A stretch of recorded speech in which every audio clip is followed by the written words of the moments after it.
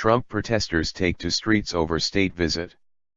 Protesters take to Britain's streets over Trump's state visit as Downing Street rejects calls to ban him, including petition with 1.4 million signatures. Thousands of people have taken to the streets of UK cities today to protest against Donald Trump's immigration ban. Demonstrators were out in force in London, Glasgow, Newcastle, Manchester, Birmingham, and Cardiff waving banners and placards in response to the president's executive order preventing citizens of 7 predominantly Muslim countries entering the US for 90 days. In London, thousands of activists gathered opposite the gates of Downing Street, turning Whitehall into a sea of posters and signs. Among the list of high-profile celebrities to appear were pop star Lily Allen and human rights activist Bianca Jagger, while outspoken Match of the Day presenter Gary Lineker was also spotted at the London event with sons Harry and George. Crowds of people dominated city centres all over the UK, with riot police brought in to keep order in London and ensure they did not boil over into violence. But despite the protests, Prime Minister Theresa May made clear President Trump's invitation for a state visit would not be revoked and reiterated her dedication to the special relationship.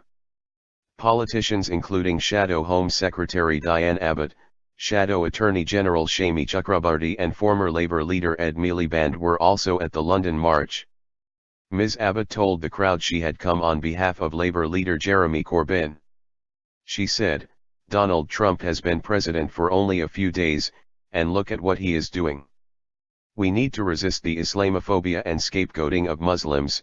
We have got to resist it whether it is in the United States or here in the UK." Shadow Attorney General Shami Chakrabarti told the crowd, "It is in sadness and solidarity that we gather here this evening. I also hope, friends, that we stand here in solidarity with all the world's women who the president has insulted and all the desperate refugees that he would spurn." Chants including "Donald Trump has got to go" rippled up the swelling crowds on Whitehall, while others shouted "No hate, no fear, and no ban, no wall." Traffic ground to a halt as the protesters spilled into the road. MPs including former Labour leader Ed Miliband, Green Party leader Caroline Lucas and Liberal Democrat leader Tim Farron also spoke at the event. Grip Tyson, 23, of West London, said he had to take a stand against Theresa May's complicit reaction to Trump's Muslim ban. He said, "It's emergency action to make a point, people won't take what he's doing. It might be democracy because he was voted in but people aren't having it. Theresa May has been complicit in his actions by refusing to condemn them, she's spineless. She just got home and did it through faux diplomatic channels. I'm here to show solidarity with the oppressed and suffering, and to be surrounded by like-minded people."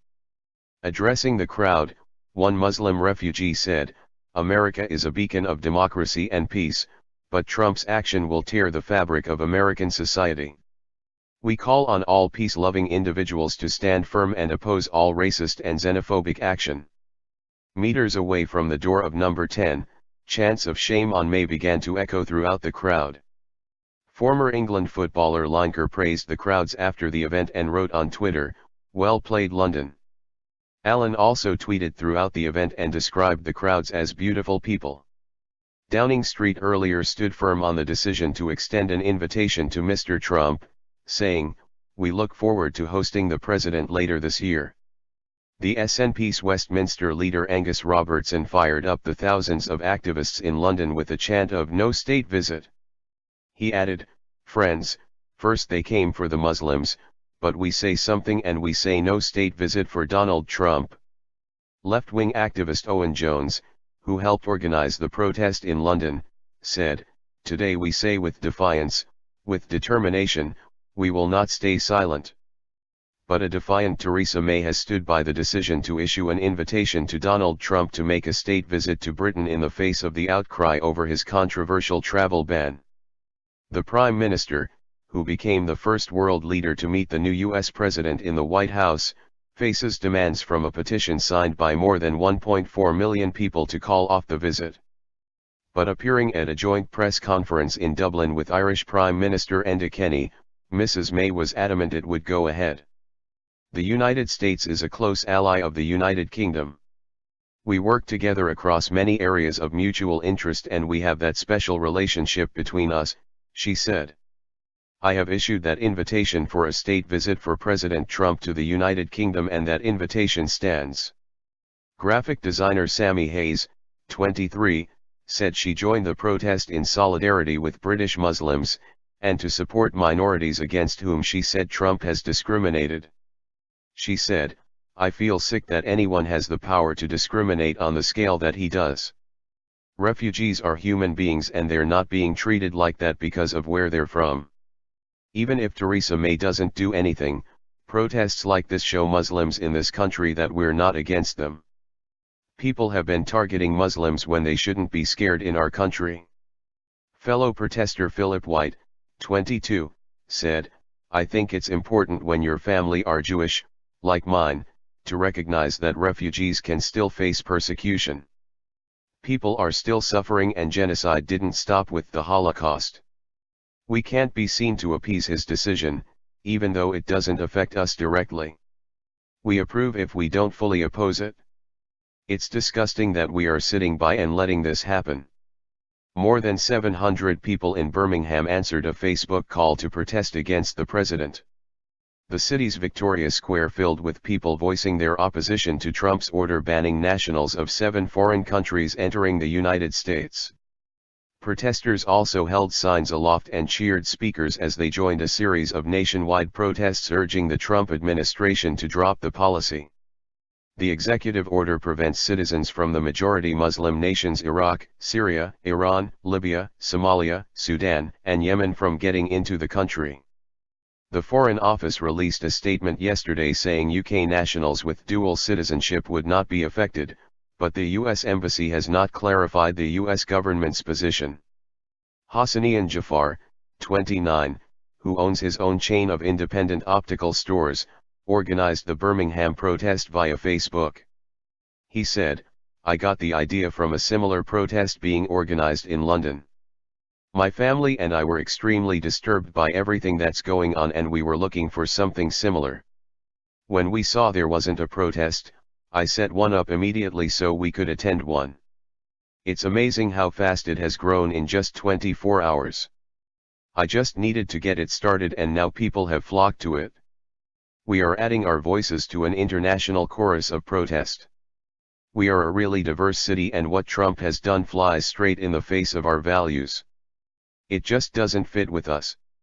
We are not a city that turns people away. We need to stand up and show Trump, and our politicians, that we really care. His order is a clear restriction on a specific group of people without justification. The alternative would be to just let them get away with it, and we cannot do that. In Scotland, demonstrations began in the early evening. The largest protests were in Glasgow and Edinburgh where crowds swelled from around 5 p.m., and protests were also evident in Aberdeen and Dundee. Placards and banners were held aloft in Glasgow as a crowd of around 500 people chanted "Hope Not Fear, refugees are welcome here." The protests were organized by a variety of groups including Stand Up to Racism, and refugees whose countries had been singled out by Mr. Trump. Demonstrations continued in George Square after a 3-hour rally in Buchanan Street, Glasgow. In Edinburgh, large crowds marched from the North Bridge to the U.S. Consulate in Regent Terrace. Hundreds also braved the rain and cold in the West Country to protest against President Trump's controversial ban. There were protests in Falmouth, Cornwall, Torquay, Plymouth, Exeter, Totnes, and Ashburton in Devon.